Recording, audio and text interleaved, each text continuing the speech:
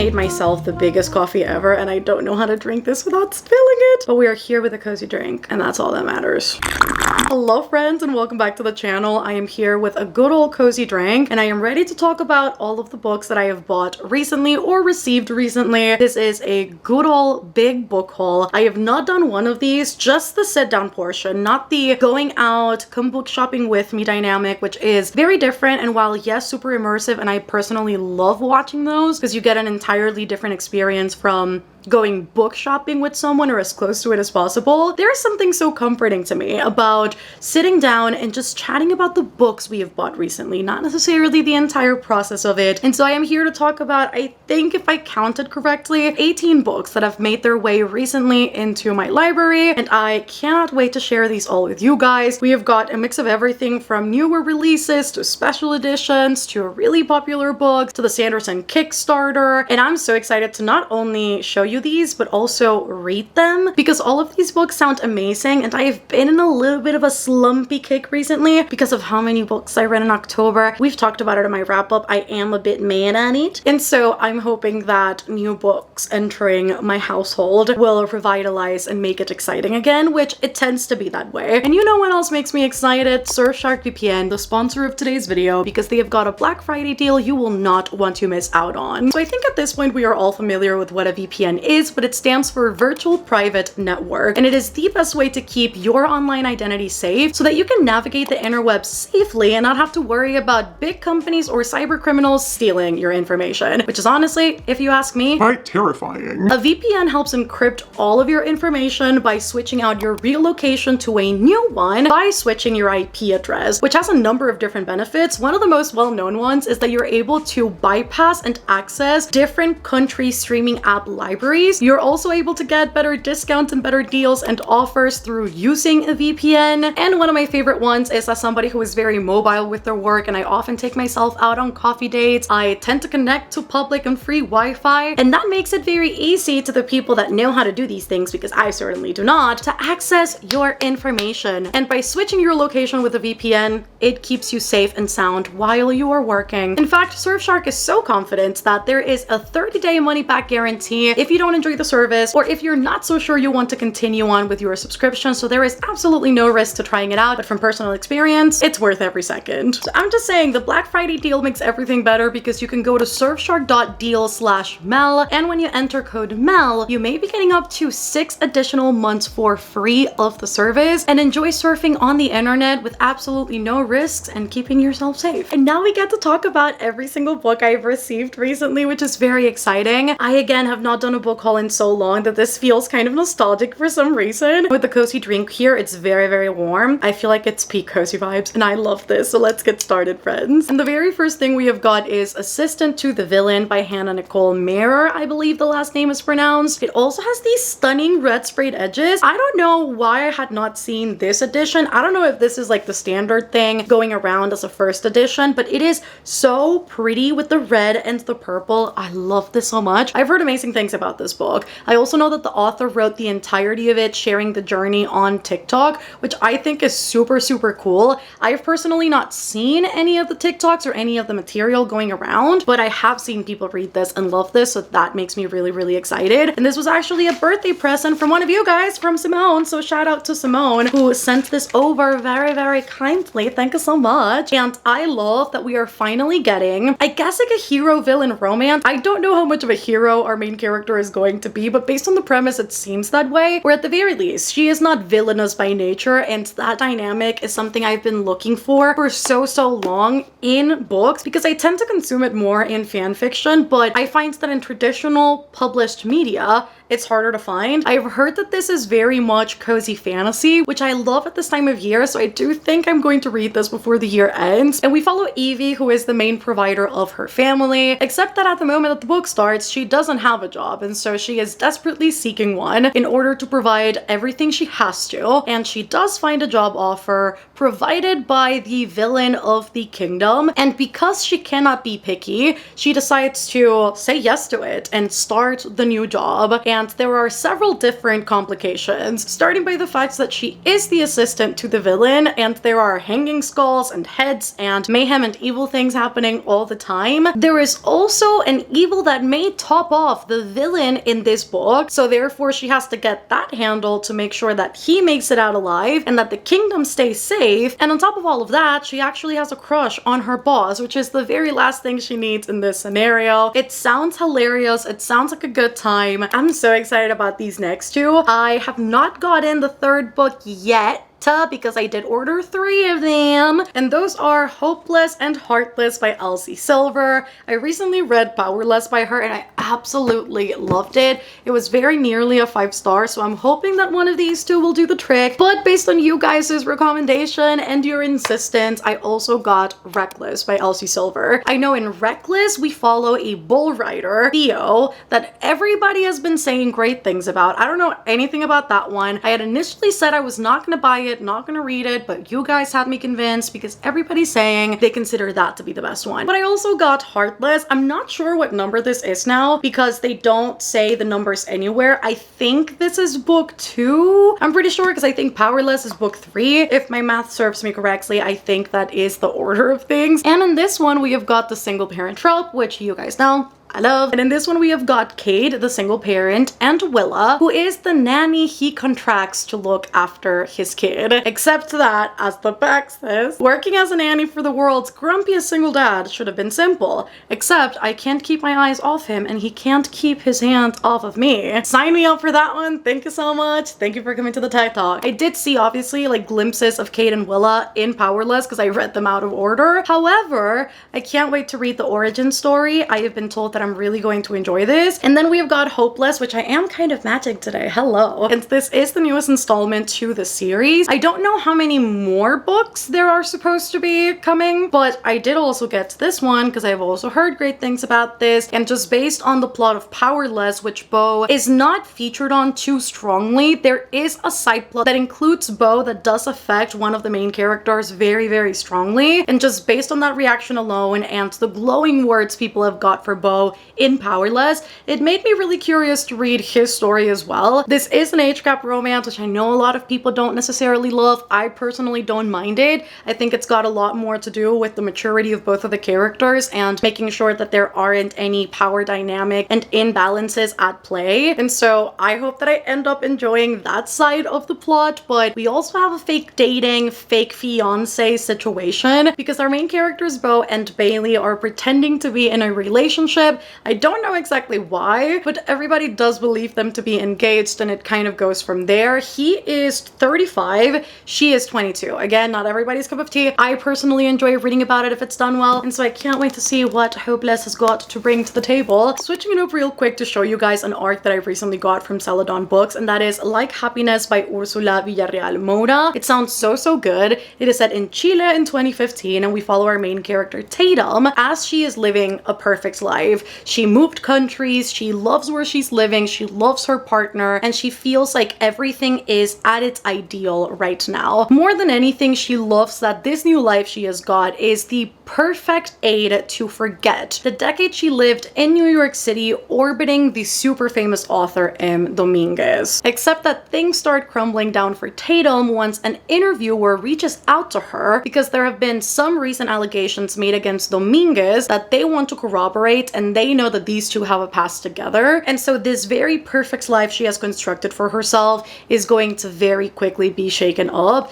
And I love the very tail end. It says, Like Happiness explores the nuances of a complicated and imbalanced relationship, catalyzing a reckoning with gender, celebrity, memory, Latin identity, and power dynamics. So I can't wait to read this because it sounds like exactly the type of book, literary fiction, that I would read. So I'll keep you guys updated on this because I hadn't heard of this release quite yet. I'm not that familiar with 2024 releases though because I have not started researching those in depth at all yet. You guys already know because I talked about this last year and earlier this year as well, but I have been anticipating for years and years now Cassandra Clare's adult debut, and it is finally here, and I have got Swordcatcher in my hands. Now this is the Illumicrate edition because I saw this and I was unsure of which version of the book book which edition I was going to get. As soon as Illumicrate announced this, I knew this was going to be the one because it is so beautiful.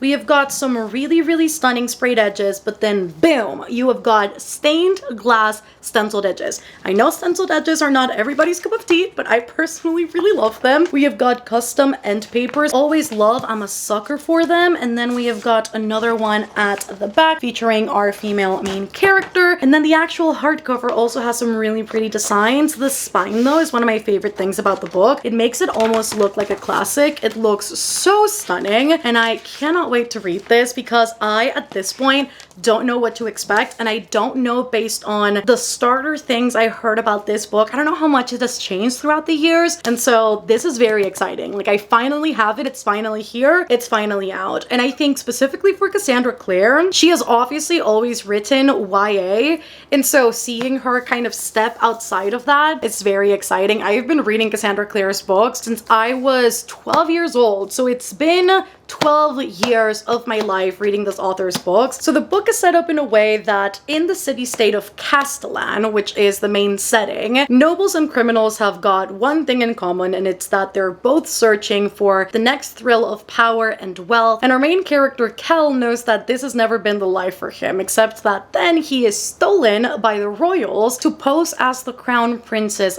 body double. And he knows now that his one duty in life is to sacrifice his life for the prince. And then on the other side, we have got our other main character, Lynn, who is a physician from an ostracized community known for their magical ability, and her and Kel are thrown into the mix together after a failed assassination that will take them into the criminal underbelly of Castellan. And there are bouts of forbidden love and conspiracy theories being brought to light, and it sounds so good and so exciting, and I cannot wait to see what this is going to bring. The only person I've really seen kind of talk about this, and that we've talked about it behind the scenes as well, is Liv. But beyond that, I don't know that I've seen many people read this quite yet, but I am excited to give this a read very, very soon. The next one is also very, very exciting because it is one of my most anticipated releases, and it was also gifted to me for my birthday by one of you lovely people, and thank you so much, Jelani, for sending this over. This is Wildfire by Hannah Grace. This is the author of Icebreaker, which I did really enjoy. It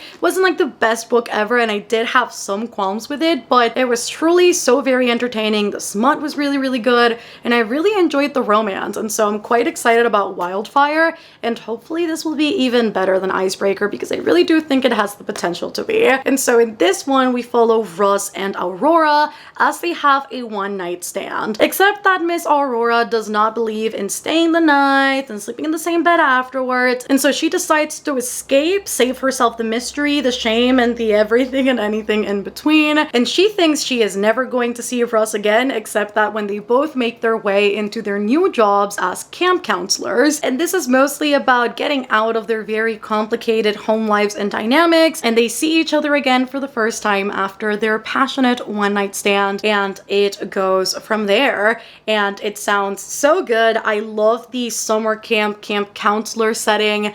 I just know that the smut is gonna be good if Icebreaker is anything to go by, and I cannot wait to read about Rusty Boy and to see more of this world because it still follows the teammates from the hockey team, and so it's very, very exciting to me personally. This is also very exciting because Keeper of the Lost Cities now has a graphic novel, and this came out super recently. I think it came out about a week and a half ago, if I'm not mistaken. And in this one, we follow Sophie, who has a secret, and it's that she can read people's minds, which makes it incredibly difficult to interact with other people both at home and in school, except that one day she meets a boy who can also read minds, has the same ability, and he tells her that there is a world and a place where there are other people like them and where she can potentially fit in better. And so he whisks her away to the Lost City, but it is not entirely as promised, and there is this big battle internally on whether or not Sophie can abandon her entire life and start anew, or if this sacrifice is not worth the loss of her family and the people that she knows in the real world. But I think this is lovely. The illustration style is stunning, and I'm so excited to have this in my hands because this is making me want to read the actual prose book even more. I also, much to my surprise, received a little care package from one of you guys for my birthday as well. Lizzie, thank you so much for sending this over.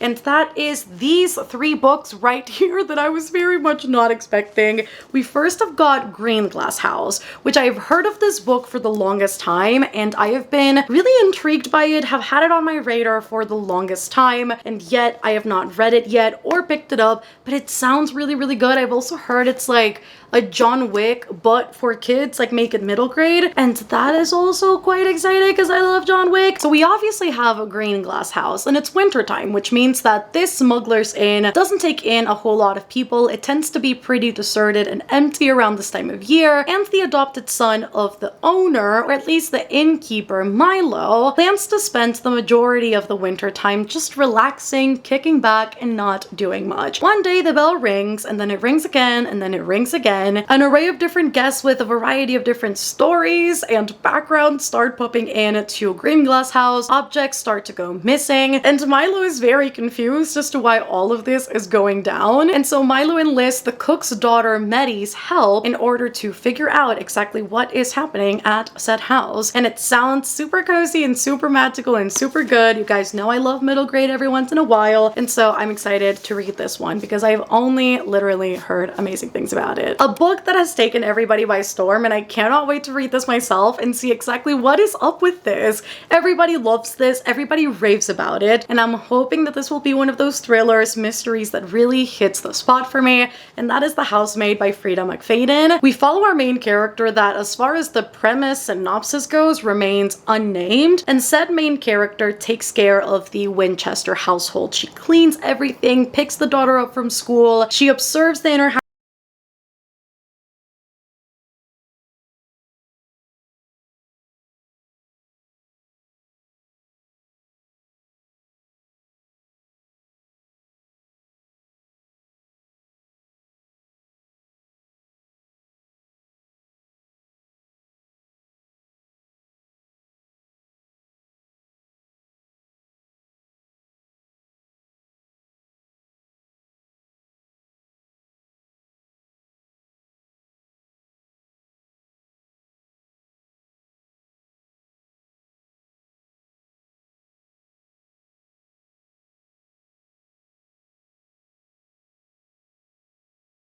read it too much because I don't tend to read from this genre too much, but films wise, TV show wise, I love watching them so much, and so I can't wait to see what this one has to offer. Hopefully it'll be a good one. And last but not least, we have got Kiss the Sky by Krista and Becca Ritchie, which I did mention this month. I am going to be reading Addicted to You by the same author. In fact, this book is the first one in the series. This one is the first one in the follow-up series, like the companion one. And I read this one first because everybody was like, Caballoway, Caballoway, Caballoway. And the main couple in this one is super raved about for a reason. Like, they're so good. And I cannot wait to reread this and love this again and annotate it. I think it's going to be a super fun experience. And so as opposed to this one that follows Lillian Lowe, in this one we follow the sister Rose Calloway and her love interest Connor Cobalt. And after a few scandals have gone down in this series, she decides that the best way to keep her business afloat and her family afloat is to accept a reality TV show opportunity to show the people exactly what the family is made of and exactly who they are, and not these made up rumors and not these scandals.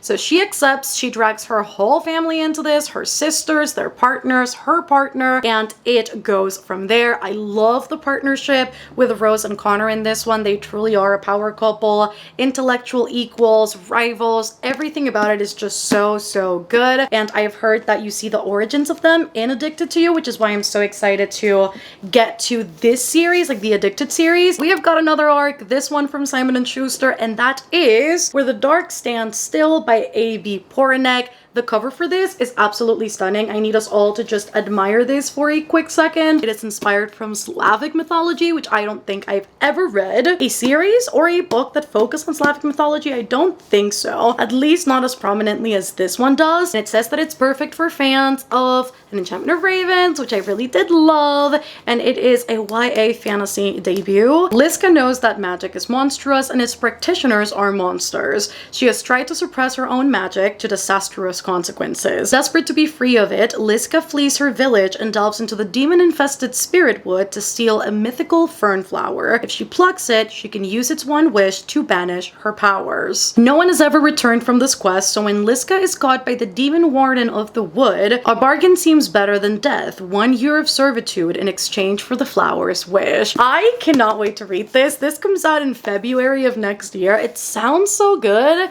It sounds so wicked, and I do believe, just based maybe on the comparison to An Enchantment of Ravens, this may be purple prosy, lyrical in some capacity, and so I cannot wait to experience it and see what this is all about. Finale by Stephanie Garber is finally here. If you guys watched my November TBR jar video, then you know that I picked out this particular book as my YA book pick for November, and so I got it physically because I own all of the other books physically, and I was just missing this one to complete my trilogy, and so I cannot wait to dive into this one. I've mentioned the synopsis for the Caraval series one too many times, and so I'm not going to go into it right now because it follows the Dragna sisters, Donatella and Scarlet. At this point, I know it by memory, and I'm sure you guys do too. I'm not going to bore you with too many details about Caraval. However, I did get the third book. I'm excited to read it, and hopefully we'll get to it soon. Haven't been reading a whole lot this month, and so my TBR is kind of gone a little bit array, but it's fine. It's fine. We have got Sanderson's final Kickstarter book, and that is The Sunlit Man. And you guys, this is stunning. I think this is my favorite cover, my favorite title, my favorite illustrations. Everything about it is just so freaking gorgeous. I think there's just something about the red that is calling my name, screeching my name. I have no idea what this one's about, to be quite honest with you, so I wouldn't be able to tell you a synopsis for this one. I do know this is one of the Cosmere novels within the Kickstarter, so that's about all I know about it, but it has got some really beautiful features inside it. Let me show you one of the colored illustrations. There we go. It's honestly a really stunning copy. I really want to display this somewhere. This is so beautiful. And while we're here, maybe we can look up a synopsis for The Sunlit Man, because again, I don't know anything about it. I steered clear of every single spoiler there was for the Kickstarter, so I know absolutely nothing about all of the books. This one though has really great ratings. Oh my god. It's got a 4.4 on Goodreads, which based on what I've seen of the other ones, I think this may be the highest rated one. Brandon Sanderson shows us a future in the Cosmere universe where a perpetual planetary wanderer must decide whether to keep running or stay and make a difference on a struggling planet. Years ago, he had comrades in arms and a cause to believe in, but now the man who calls himself Nomad knows only a life on the run, forced to hop from world to world in the Cosmere. Whenever the relentless Night Brigade gets too close, Nomad lands on a new planet and is instantly caught up in the struggle between a tyrant and the rebels who want only to escape being turned into mindless slaves. I love that this character can hop from world to world. That's exciting. And so I can't wait to read this. That sounds really cool. See, now I feel like my reading order may just be Yumi, Sunlit Man, and then Tress of the Emerald Sea, which I know some people will argue it's probably not the order to read them in, because I do think you're supposed to read them in order. When have I ever followed the rules, people? Killer Instinct made its way here thanks to one of you guys as well. Steph, thank you so much for the beautiful, stunning message, first of all, in the gift note. This was also a birthday present, and also for the book. So this is the sequel to The Naturals by Jennifer Lynn Barnes, which I didn't rate too highly, but I do want to keep on going with the series because it is very fun. It's one of those reads where you don't have to think too much about it, and I just want to have fun while I read them. And so I'm glad that I now have this one so that I can keep on going with the series. And in this one, we follow Cassie Hobbs in particular, as she is enlisted by the FBI because of a very unique quality she has, and that is that she is a really great profiler. She was taught from a very early age by her mom to identify people, their quirks, their mannerisms, the way they dress, so that you can make a just profile on said person. And so the FBI notes that that particular ability she has is quite innate and it's quite good,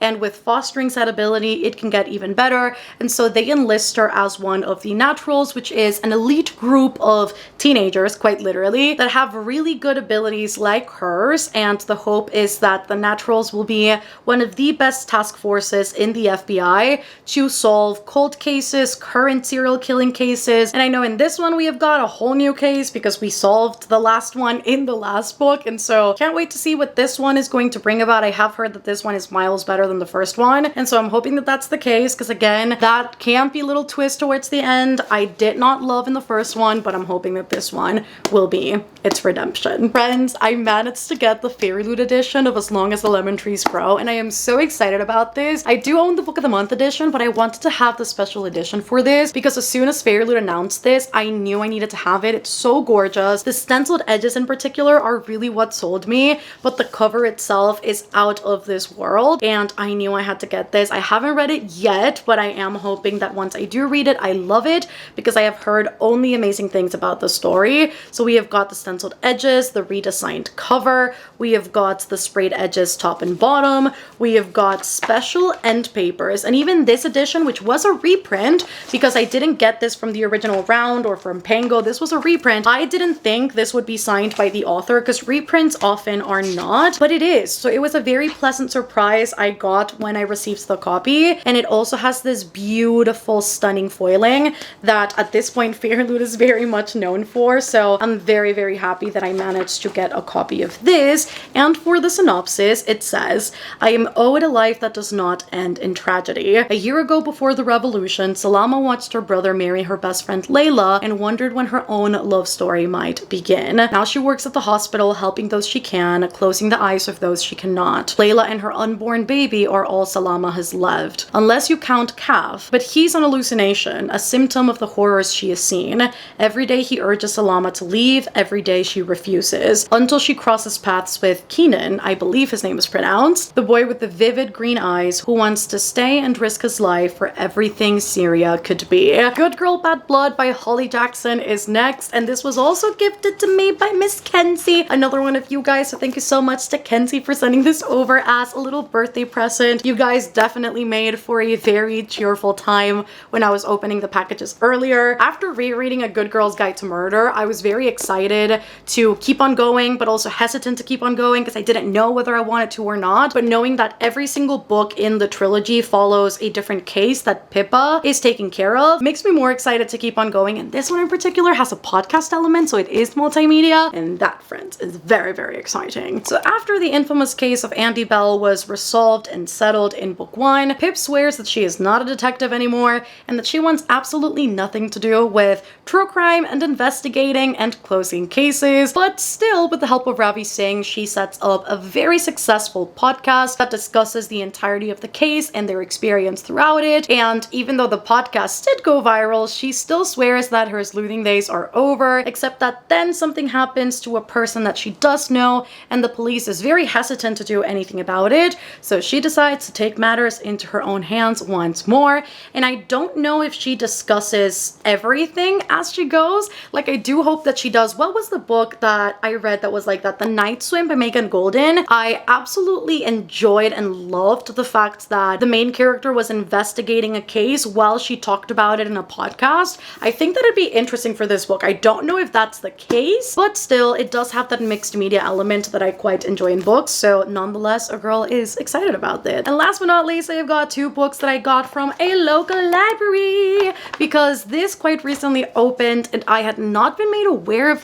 But one of our bigger Bookshops opened a smaller version that's just a tiny bookshop plus a cafe, and it is so cozy and beautiful. It is gorgeous, and their English selection was really quite good, which makes me curious to go to their bigger brands to see what else they have got in store. But I got 2 different books from here because of course I want to support a local bookshop, and both of them are in English, which was very exciting. And so I got Electric Idol by Katie Robert and The Nature of Witches by Rachel Griffin. And starting out with Electric Idol, I am quite excited about this because I have heard that this is even better than Neon Gods. Neon Gods I enjoyed, though it was a bit messy. This one though I am hoping to actually quite love, because I also think that the love interests are maybe not as overdone as Hades and Persephone. And so in this one we follow the story of Psyche and Eros, and particularly with Psyche, she knows that her time is counted and that as soon as Aphrodite summons Psyche to face her, her life is done for. Her heart is at stake. Except that when she does meet Eros and she is super kind to him, and he's fully expecting to just go through with it because he is Aphrodite's blade,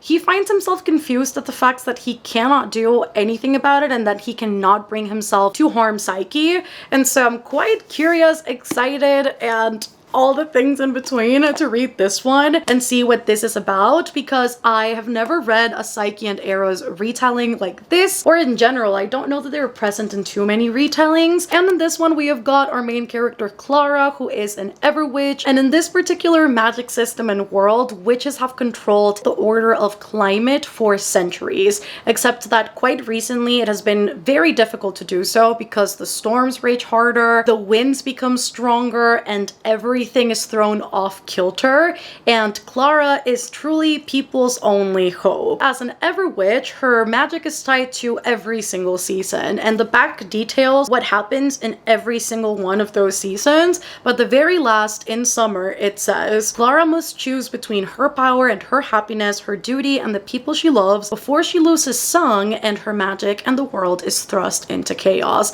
I've also heard great things about this one. I know the hardcover is really pretty, but again, I saw the paperback and I was like, it's here, might as well just buy it. And that's it for today, friends. I hope you enjoyed this book haul. If you did, give it a thumbs up down below. Also, let me know in the comments if you have bought any books recently. What were those books? Have you read any recent favorites? Have you read any of the books that I got in this video? Do let a girl know if you've enjoyed any of them down below.